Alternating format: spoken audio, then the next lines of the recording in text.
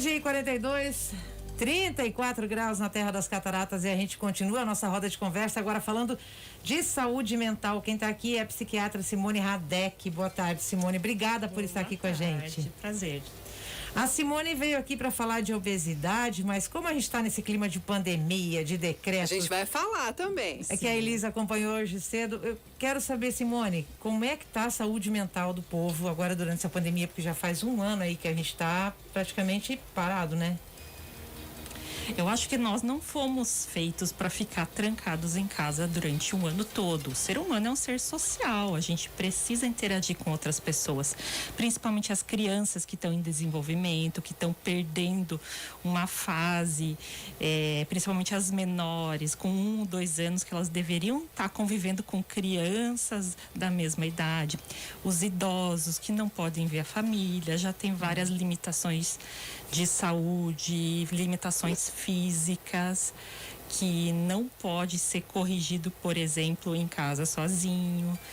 E a saudade que nós temos de ver os nossos familiares. Eu percebo, doutora, que essas crianças que nasceram a geração Covid, elas não têm essa socialização, né? Então você chega perto de uma criança, ela fica assustada. É um problema que a gente vai ter no futuro também, né? Sim, com certeza. Já vi relatos de mães falando que a criança não queria sair do prédio, se agarrando na porta para não sair do prédio, com medo, né? Que os adultos também estão tensos dentro de casa e as crianças absorvem isso. No momento que você fala, não encosta, não pega, não... E na televisão, né? Tudo falando a mesma coisa sempre, isso vai gerando um pavor, né? Isso gera um clima de tensão, de ansiedade. E tudo que gera essa tensão, ela vai aumentar algumas substâncias do estresse no nosso corpo, cortisol, enfim, outras coisas que, se ele se tornar crônico, que a gente já está aí há 1 ano, ele pode gerar alguns transtornos. E isso acaba influenciando no ganho de peso? De que forma? O estresse, sim. O estresse? O estresse, sim. A gente tem uma correlação do estresse, que ele pode gerar uma inflamação crônica, aumento do cortisol, de um eixo, e realmente ter alterações cerebrais, neuroquímicas, além de esse estresse crônico gerar a depressão, de fato, né? Não só a ansiedade, mas depressão, que é uma doença bem delimitada, e que só para a gente falar um pouquinho mais sobre o que é depressão, nós não somos tristes 1 ou 2 dias quando acontece alguma coisa. Isso não é depressão. A depressão é quando nós temos uns critérios diagnósticos, que seria 15 dias ao menos, pelo menos 2 semanas, o paciente se sentir com humor deprimido a maior parte do dia, associado a outras coisas, que seriam alteração do sono ou do isso. Então ele pode ter, por exemplo, muito sono ou privação de sono, né, insônia. Ele pode ter alteração do apetite, aí ele comeria mais, ou redução do apetite, perda do ânimo, da vontade de energia. viver, né, de querer, de ter pensamentos suicidas também. Não, o paciente descreve como uma coisa mais forte do que o próprio corpo. O corpo não responde, não tem energia, o corpo não responde a esses estímulos. Você pode ter força de vontade, mas quando é uma doença de fato, não vai melhorar. E isso tudo associado também a essa situação financeira, né, Simone, que muita gente já vem passando aí. Quem tinha um fôlego, tudo bem, mas já não tem mais fôlego para ninguém, né? Aumentou muito a procura no teu consultório de gente pedindo ajuda? Sim, tanto que aumentou o pedido, né, de laudos para perícia, pessoas que perderam o emprego, então pessoas que ficaram deprimidas, ansiosas, com transtorno de pânico, profissionais da saúde que inclusive estão na linha de frente, né? Estão na linha de frente. Então não é só a situação socioeconômica também que piorou em geral. A crise, ela também vai ter uma perda importante, né? E como lidar com isso? Nós temos que tentar fazer o tratamento inicialmente, identificar um transtorno e fazer o tratamento. Isso só resolve com remédio? Não. Seria, nesse momento, melhoras ambientais. Qual que é o problema da pandemia? Muitas melhoras ambientais de estilo de vida nós temos que adaptar a nossa realidade. Por quê? Quando o paciente deprimido ele está em isolamento social, ele não quer ver ninguém, ele não quer levantar da cama, ele não consegue, ele tem essa falta de energia, demora um pouco para esses medicamentos eles terem um efeito positivo, em torno de 15 a 30 dias normalmente. Então a gente tem que estimular ele a fazer algumas coisas nesse momento. Como é que nós vamos pedir para ele voltar a ter uma vida funcional, uma vida que ele tinha antes, se ele não pode sair de casa? Né? Então algumas coisas nós estamos tendo umas dificuldades. E como é que os amigos podem, ou a família mesmo pode tentar ajudar? A gente tem que ter... Porque assim, fora da pandemia, se você não você vai lá, de casa, você visita, né? Assim, leva... a pessoa não sai de casa há muito tempo, tá com depressão. Mas agora a gente já não tem sai mais de como casa, mas não pode sair. isso, né? Como é que a gente pode fazer para Exatamente. ajudar? Primeiramente, tentar entrar em contato com essa pessoa, mostrar que você mostrar que você se importa. Mostrar primeiramente que você se importa, não negar esses sintomas, né? Validar esses sintomas e tentar ajudar ele a buscar ajuda. Melhorar estilo de vida também, estimular, fazer exercício, apesar da pandemia. Uma caminhada, né? Exercícios em casa, né? Caminhada, né? Com a máscara. Ninguém tá pedindo para fazer maratona, nada sozinho, disso. Sem ninguém sair, por perto, a gente se expor um pouquinho à luz, né? Sol, né? Algumas substâncias com a luz, elas são estimuladas a ser produzidas no nosso cérebro também. Então, tentar melhorar essa parte inflamatória que a gente falou da depressão, que é estilo de vida. Mas isso somente não é, às vezes, suficiente. Às vezes, nós estávamos comentando que também remédio pode auxiliar e uma psicoterapia. Hoje, a gente tem uma possibilidade tanto de fazer as consultas psiquiátricas online e também a psicoterapia com os psicólogos, tudo que ele é adjuvante no tratamento. Tá? Hoje as pessoas estão mais conscientes da depressão, porque antes quando a gente falava de depressão, isso aí é sem vergonhice, isso aí ela está fingindo. Hoje as pessoas têm uma percepção diferente do que é depressão? Sim, com certeza. Existia uma percepção exatamente que era falta de caráter, fraqueza, né?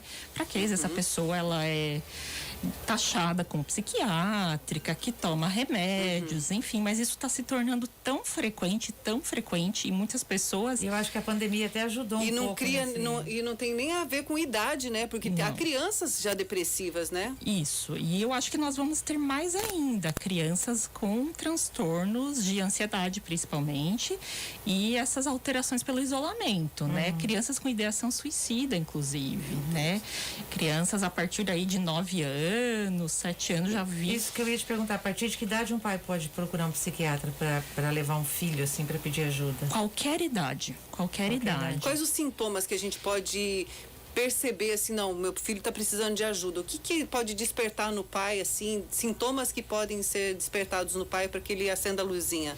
A mudança do comportamento, né? Alteração de sono, realmente, alteração do apetite, ele se comunica menos, ficar mais isolado, ficar muito irritado. Em adolescente, por exemplo, a gente vê uma irritabilidade, uma revolta, alguma coisa fora do comum que tem que ser, às vezes, conversado. Primeiro é tentar conversar, o diálogo, mostrar que você compreende a situação que está acontecendo, porque os pais muitas vezes estão estressados e você está vendo toda a situação difícil e você também não vê, o adolescente ele só tem que estudar, ele só tem que estudar. Né? E eu tô aqui correndo o dia todo de um lado para o outro para tentar sustentá-lo, né? Então você tem aquelas prioridades tuas, mas você acaba negligenciando um pouco a parte afetiva dos seus filhos, né? E isso pode levar a família inteira para uma depressão conjunta, sim, Simone, ou não? Não exatamente uma depressão conjunta, mas quando você identifica que o paciente realmente, uma criança, ela está doente, você vê que a família está doente. Não exatamente mas o funcionamento, assim, exatamente. você tem que trabalhar a família. Na psiquiatria da infância, tem que trabalhar a família, porque muitas coisas vão ter que ser mudadas, né? Aquela mãe que estava priorizando o trabalho, ela vai ter que parar um pouco, diminuir o ritmo. Aí a gente recomenda que ela passe algumas horas sozinha, ela com o filho, depois um pouco com o pai. Às vezes algumas medidas de, vamos fazer um jantar junto, só ele. Porque às vezes tem uma certa competição entre os irmãos. Vamos fazer alguma coisa só os dois, para ele sentir que ele realmente é valorizado, né? Criança precisa de afeto e atenção, mais do que presentes. Enfim, e essa negligência, às vezes, de atenção vai ser só percebida lá na idade adulta. Você comentou sobre a ansiedade. Quais são os sintomas de uma ansiedade? A ansiedade... É muito confundida com outro tipo de diagnóstico? Isso, porque a ansiedade, ela tem alguns sintomas físicos também. A ansiedade é uma sensação de medo, de perda de controle, às vezes, dos teus pensamentos. Algumas pessoas têm um transtorno de pânico, e o transtorno de pânico, ele pode simular um infarto, um AVC, ou seja, a pessoa, ela vai ter uma perda de controle do corpo, ela não consegue mais controlar as coisas que ela está sentindo. Então, de fato, é uma doença mental, só que ela acelera o coração, ela dá sudorese, ela dá mal-estar, ela dá sensação de que você não consegue respirar, até simulando o Covid. A gente teve muitos pacientes que tiveram crise de ansiedade e foram procurar lá do Covid. Nossa. Foram procurar e fizeram um teste e tal, e realmente acabam vendo que era uma crise de ansiedade. Isso não acontece, isso não é esporádico, é frequente, por isso que tem que ficar atento a essas crises de ansiedade? Ela é frequente. Ou ela é desencadeada com alguma situação? Não, a crise de ansiedade, ela pode, a crise de ansiedade, ela é uma crise de pânico que nós falamos, né? Então, você pode ter somente uma crise e não ter nunca mais, ou você pode ter com frequência. Aí, caracteriza a síndrome do pânico. Aí, a gente tem que tratar. Então, às vezes, ter uma crise uma vez por ano, durante uma situação muito grave, uma situação em que você teve uma perda familiar, um problema, bateu um carro, alguma coisa, a gente até releva e não tem indicação de tratamento. A gente sente, né? Tristeza e não a gente tem sente, indicação né? de tratamento ter uma crise, né? Porém, se isso está sendo frequente, com gatilhos normalmente em lugares com muitas pessoas, lugares aglomerados, lugares muito fechados, por exemplo, elevador, ônibus, fila de banco, assim, fila... mercado cheio, eles geralmente são gatilhos para crise de ansiedade, porque o paciente se vê num momento em que ele não tem para onde correr, né? Exatamente, ele tem que ficar, só que ele não consegue, então ele desencadeia alterações no organismo, para o seu organismo ficar ligado se tiver alguma ameaça. A mente da gente é muito incrível, né? Tanto para o bem quanto para o mal, né? Para os sentimentos ruins, né? Que você falou, às vezes a pessoa paralisa e não consegue tomar uma atitude. Exatamente. E às vezes um incentivo a pessoa consegue fazer outras coisas e muitas vezes só depois que o paciente ele tem a ansiedade ou a depressão, ele vê um familiar adoecendo com isso, é que ele vai valorizar e falar, nossa, eu achei realmente que era frescura isso.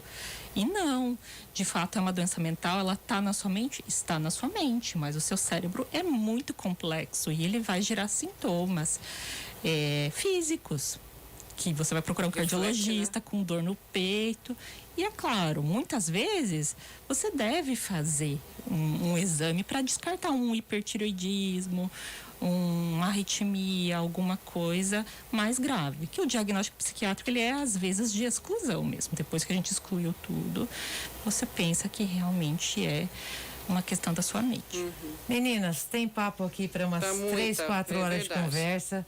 Simone, a gente já falou 20 minutos sobre isso, acabou o nosso tempo. Obrigada, e você está convidada a voltar outras vezes para conversar com a gente sobre isso e sobre outros assuntos. Eu quero te agradecer, só que antes eu queria que você falasse, para quem quiser conhecer mais seu trabalho, se tem página nas redes sociais, algum telefone, fica à vontade. Isso, eu tenho um Instagram que eu tô postando algumas coisas interessantes, conteúdos de informação mesmo, para as pessoas que tiverem interesse ou para quem está sofrendo com isso, para obter uma informação de qualidade mesmo.